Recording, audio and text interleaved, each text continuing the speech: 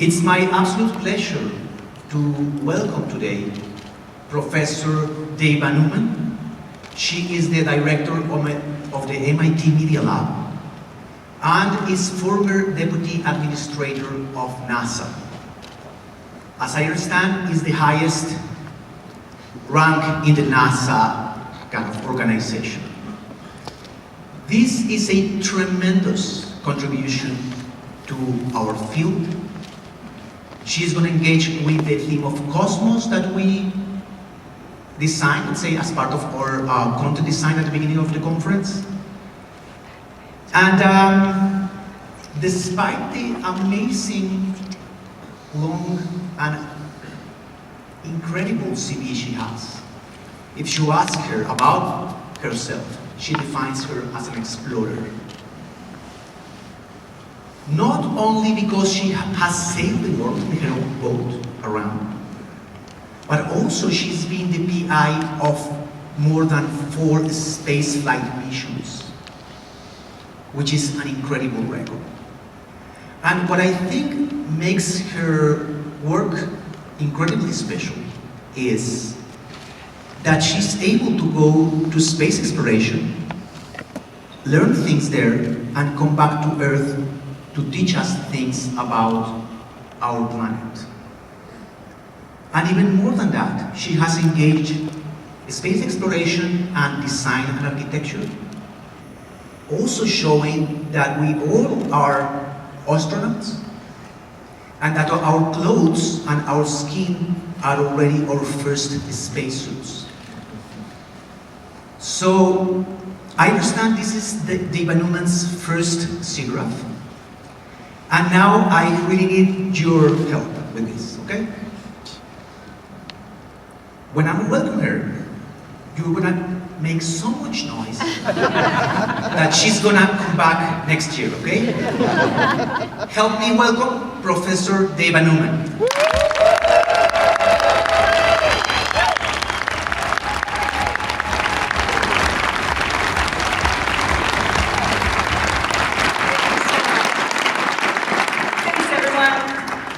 It's just such an honor and pleasure to be here with you. So let's get started. For all of exploration, we have just 3 incredibly important questions. Are we alone in the universe? Are there other habitable planets? And is there life? Is there life elsewhere? When are we going to find it? You've seen this beautiful image from the Hubble Space Telescope. 30 years. It's completely transformed our view of the universe, revealing the true beauty and richness of the cosmos. So it's kind of like celestial fireworks. It's 20,000 light years away in the constellation Carina. What you've just seen is 3,000 new stars being formed. 3,000 new stars being formed. So that's the wonder, that's the awe of the world that I live in. I know you had a wonderful talk with the James Webb Space Telescope at NASA. It was over budget, it was over time, but no one remembers that anymore because it is so magnificent. You have to do those exceptionally hard things to get it right. Hubble is the optical telescope, and here's James Webb in the infrared spectrum. You combine those images together, and that's when we can find where, are the origins of our universe. We are peering back 13.4 billion years into our 14 billion-year-old universe. So, revealing the pillars of creation, star formation, different galaxies. Now every star that you see up in the night sky, we know that these are planetary systems. It's an amazing engineering design, those 18 articulated beryllium-coated mirrors. 500 things had to go right. It's the Lagrangian point, and 500 things went right. So I finally could take a deep breath once Webb was working. But you have to take those big bets. You have to take those big bets. So I actually love this image to share with you just to get us started in terms of perspective. Hopefully you can see Earth, that is the pale blue dot. From the sun to the Earth, we measure that in 1 astronomical unit, or 1 AU.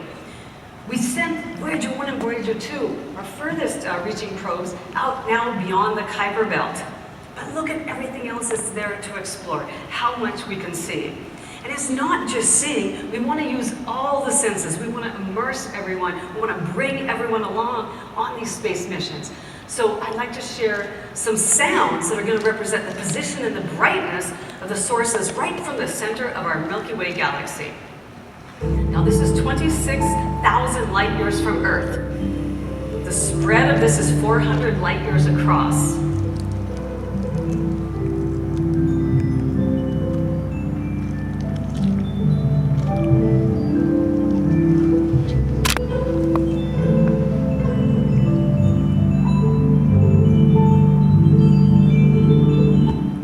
Our cosmic orchestra in X-ray here is seen as blue and purple colors. The optical is seen in yellow, and then infrared is the red tints here. So again, tapping into all of our senses to explore and wonder, and for our scientific return. So an amazing view. Now let's come maybe a little bit closer to home and talk about exoplanets. You've heard about exoplanets? There, thank you. I love audience participation. Well, we have 6,000 of them. What do we do with them? But 24 of them are what we call in the Goldilocks zone. Okay, the first one was 51 Peg B, we call it. It was a hot Jupiter, we call it, a very big one. When we're looking at exoplanets, we're looking for Earth-like planets. What's out there? Could they be habitable? Could there be life elsewhere? Kepler 16b, I love, of course, Luke Skywalker, right? Tatooine. Well, that's not fiction, that's not science fiction, that is science. We have a binary star system, and it's called Kepler 16b. But we want to look for Earth-like planets, maybe that could house life, because Kepler 16b is too cold. It's like living in a dry ice environment. But then we found TRAPPIST. The TRAPPIST-1 system has 7 Earth-like planets. The most in the habitable zone, not too hot, not too cold, could have life. So here in the TRAPPIST system, 3 are particularly important. Now they're very close to their sun, to their star. They're orbiting very quickly, but there could potentially be life there. So we have to find more.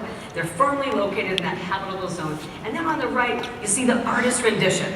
Of course, we've never been to the TRAPPIST system. We can barely have the scientific proof and Doppler shift, and we say, oh, there's a planet there. But the artists are the ones who bring the visions to us, bring the visions to everyone, say, this is what it could be like.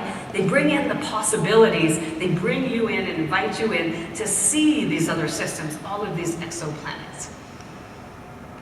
So I want to now come into the solar system a little bit and tell you a little bit of some of the scientific missions, the space missions that start at the edge of our solar system to Pluto. I love Pluto. See that heart image there? Well, this mission, it took 9 years to get to Pluto. It's the closest we've ever been. It took 30 years to fund this mission. Funded, unfunded, funded, unfunded. Finally, in the 3rd phase, we got it. And when we zoomed into Pluto, we were completely amazed. There's standing liquid volatiles. It has huge topography on Pluto, and there's this V-shaped heart. That V-shaped heart is a nitrogen glacier. It extends 600 miles. Now, this is the largest glacier in the entire solar system you're looking at.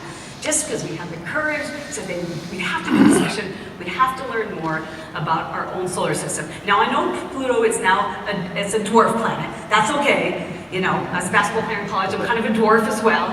And, but it's really important. We found its moon Charon as well.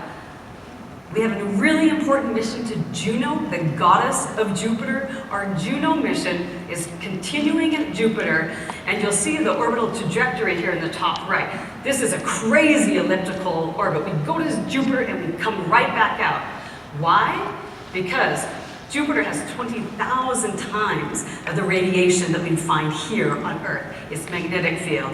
It has the most radiation in all of the solar system.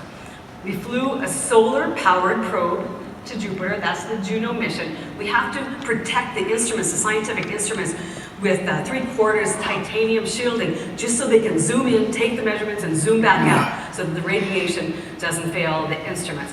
But what I really love about the Juno mission is that we put a cheap camera on it. We put a cheap camera on it to open up citizen science. We said, hey world, come on this mission with us. What do you want to see? And what everybody wants to see is that red spot, that red storm. That's one storm on Jupiter that's been going through for over 300 years. We've been monitoring. Oh, can you imagine a 300-year storm? But people now, that's open source, it's on the web, people can take images of this just so that they learn and come on a mission with us, get citizen science. Now I did Photoshop this, but I just wanted to go back to scale. That is truly to scale. The Earth fits within that one red spot on Jupiter. So we have ocean world missions. We're looking for life. We're looking for the evidence of life in the universe. Where should we go? Well, we have a saying, follow the water. These are ocean worlds. These are moons of our planet. And it is to scale. The most important ocean world is right here on Spaceship Earth. Right here on Earth. We still have 95% of our oceans to explore and discover. But Enceladus, I know it doesn't look like too much up there, that little dot to scale.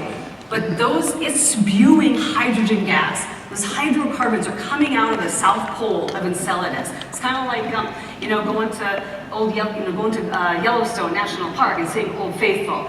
So it's kind of like a candy store for microbes. There could be life. We have all the chemistry there. And Europa is a moon of Jupiter.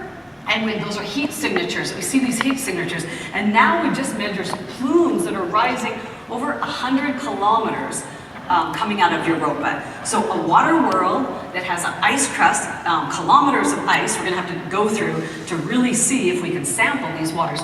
But these are water worlds that are the best chances for existing life right here close to home in our solar system. Titan, Triton, Ganymede, Callisto, they're all amazing water worlds that we need to explore and discover and send missions to. So now I'm going to zoom in a little bit more. This is my comfort zone.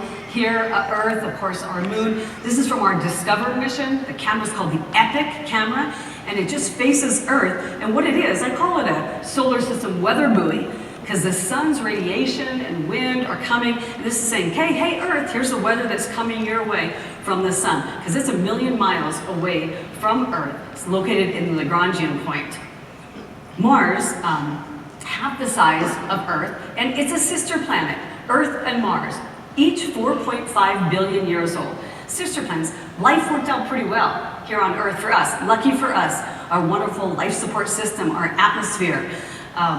Mars, not so much. We think that Mars could have been warm, wonderful, could have had life, but 3.5 billion years ago, something went wrong. Something went wrong. So go to Mars, we'll probably maybe find evidence of past life. Show you a little bit more about Mars. Now, Mars is not option B. I want to be real clear about that. We go for exploration. We go to find life. We go because it pushes us to something we think is impossible. But life here on Earth, that's what we need to protect. So,